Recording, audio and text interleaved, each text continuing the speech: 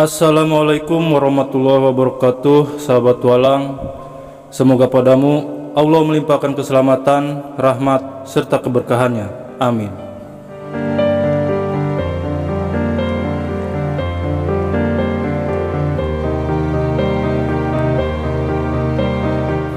Objek wisata Danau Rawapening terletak di Kabupaten Semarang, Jawa Tengah.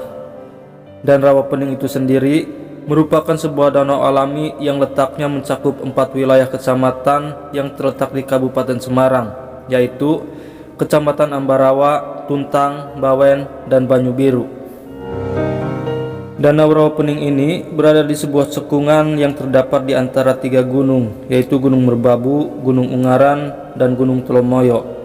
Dan Danau Rawapening ini terbentang seluas 2.670 hektar. Nah, di balik keindahannya, ternyata Rawapening ini memiliki sebuah legenda atau cerita rakyat yang sangat menarik untuk dibahas. Legenda Rawapening itu sendiri adalah sebuah cerita rakyat pada zaman dahulu yang mengisahkan tentang awal mula terbentuknya Danau Rawapening yang kini menjadi objek wisata di Kabupaten Semarang. Dan legenda Rawapening ini menceritakan tentang sepasang suami istri yang bernama Ki Hajar dan Nyai Selakanta yang tinggal di Desa Ngasem, yaitu di lembah antara Gunung Merbabu dan Gunung Telomoyo. Nah, seperti apa kisahnya? Mari simak video ini sampai selesai.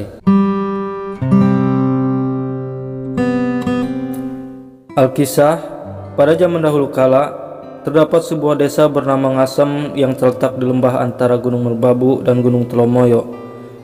Dan di desa Ngasem tersebut bermukimlah sepasang suami istri yang bernama Ki Hajar dan Nyai Selakanta.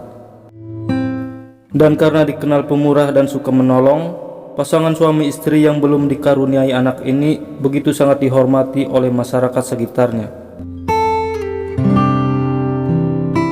Pada suatu hari, saat mereka berdua tengah asik berbincang, Nyai Selakanta mengutarakan keinginannya untuk segera menimang buah hati kepada suaminya Ki Hajar.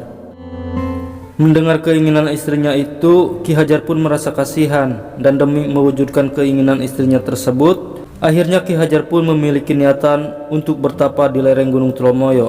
Dan akhirnya Ki Hajar pun berpamitan kepada istrinya untuk berangkat ke lereng Gunung Telomoyo untuk bertapa.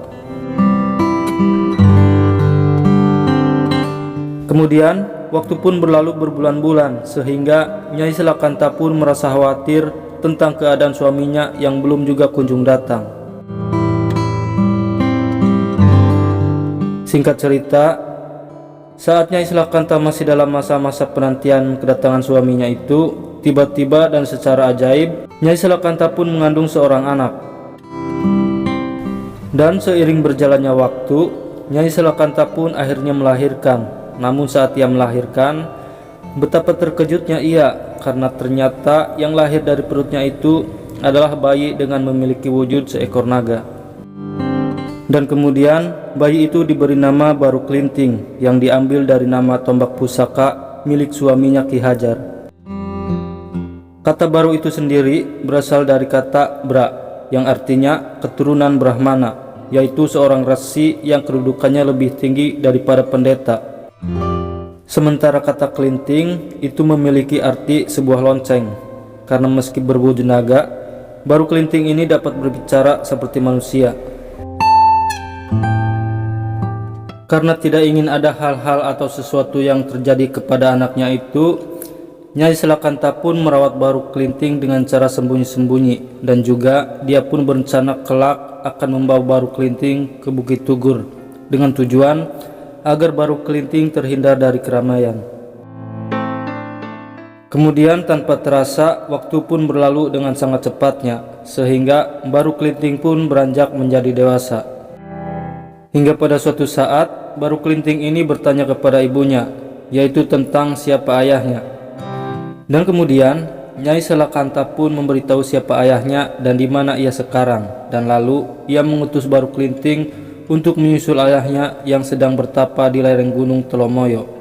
Dan sebelum berangkat, Baru Kelinting juga dititipi tombak pusaka milik ayahnya itu, agar nanti Ki Hajar percaya bahwa Baru Kelinting ini adalah anaknya. Baru Kelinting pun akhirnya berangkat menuju lereng Gunung Telomoyo, dan sesampainya di sana, Baru Kelinting pun menemukan ayahnya itu, dan lalu ia pun langsung bersembah sujud di hadapan ayahnya yang ternyata masih dalam posisi sedang duduk bersemedi. Namun melihat wujud Baru Kelinting yang seperti itu, awalnya Ki Hajar tidak percaya jika naga tersebut adalah anaknya, dan lalu Baru Kelinting pun teringat akan tombak yang dititipkan oleh ibunya, dan kemudian ia pun menunjukkan pusaka milik ayahnya itu. Namun meskipun demikian, ternyata Ki Hajar pun masih tetap juga belum percaya bahwa yang ada di hadapannya itu adalah memang anaknya. Aku memang mengenali tombak pusaka ini, dan tombak ini memanglah milikku.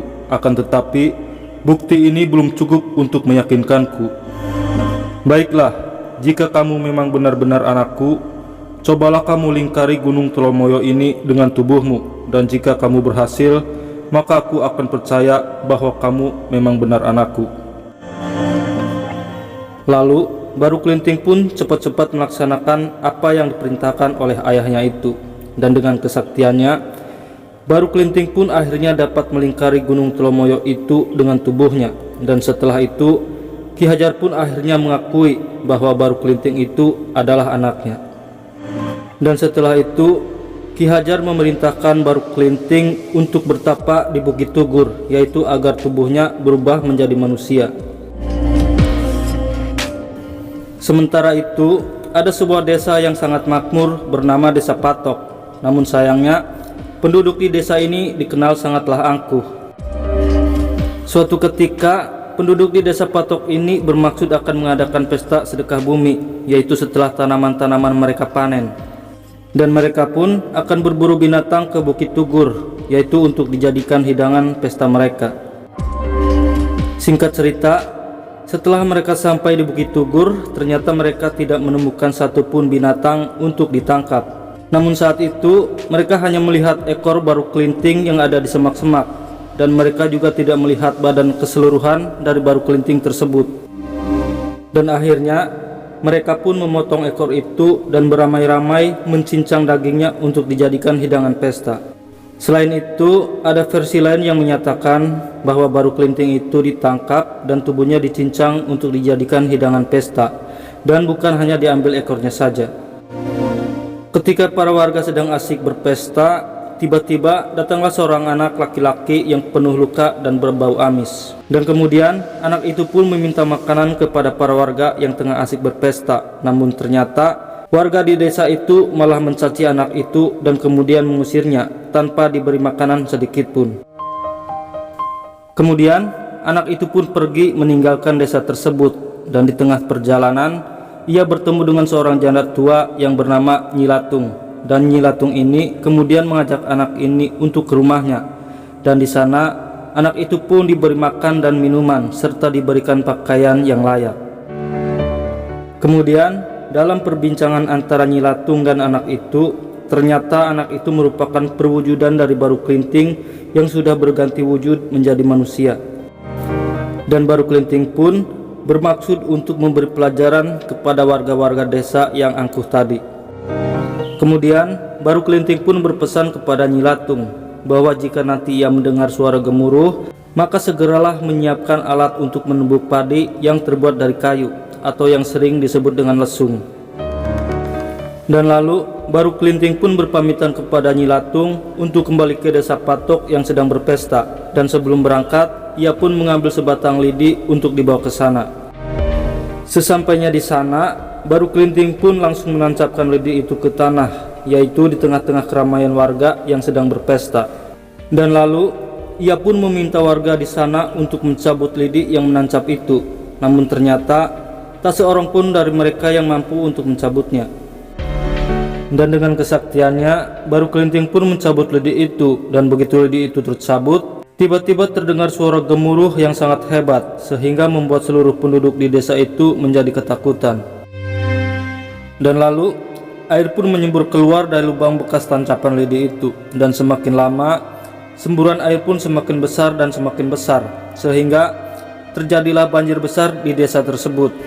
Sehingga semua penduduk angkuh yang ada di desa itu pun menjadi tenggelam, dan kemudian desa itu pun berubah menjadi rawa atau danau yang kini dikenal dengan Rawa Pening. Dan setelah itu baru Kelinting pun kembali menemui Latung, yang saat itu ia sudah menunggu di atas lesung yang sudah difungsikan sebagai perahu. Dan di akhir cerita baru Kelinting pun kemudian berubah wujud kembali menjadi seekor naga, yaitu untuk menjaga danau Rawa Pening.